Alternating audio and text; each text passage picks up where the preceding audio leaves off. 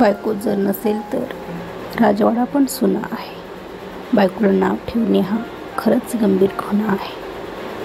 खरं पाहिलं तर तिच्याशिवाय पाणीही हलत नाही.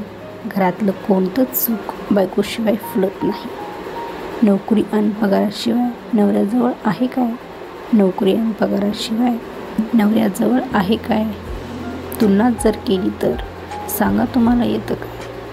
स्वच्छ सुंदर पवित्र घर बायकोमुळेच असते. स्वच्छ सुंदर पवित्र घर बायकोमुळेच असतं. नवरा नावाचा विचित्र माणूस तिलाच हसत बसतं. वय कमी असून सुद्धा मुलगी समजदार असते. वय कमी असून सुद्धा मुलगी समजदार असते. बायकोपेक्षा नवऱ्याचे वय म्हणूनच जास्त असते. तिचा दोष काय तर म्हणे चांगल्या सवयी लावते. तिचा दोष काय तर म्हणे चांगल्या सवयी लावते. कुटुंबाच्या कल्याणासाठी दिवसरात्र धावते. चिडत असेल अधूनमधून सहनशीलता संपल्यावर. चिडत असेल अधूनमधून सहनशीलता संपल्यावर तुम्हीच सांगा काय होणार 24 तास झुंपल्यावर.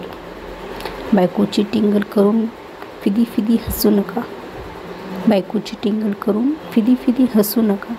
तिच्या यादीत मूर्खस्थानी नंबर 1 वर बसू नका.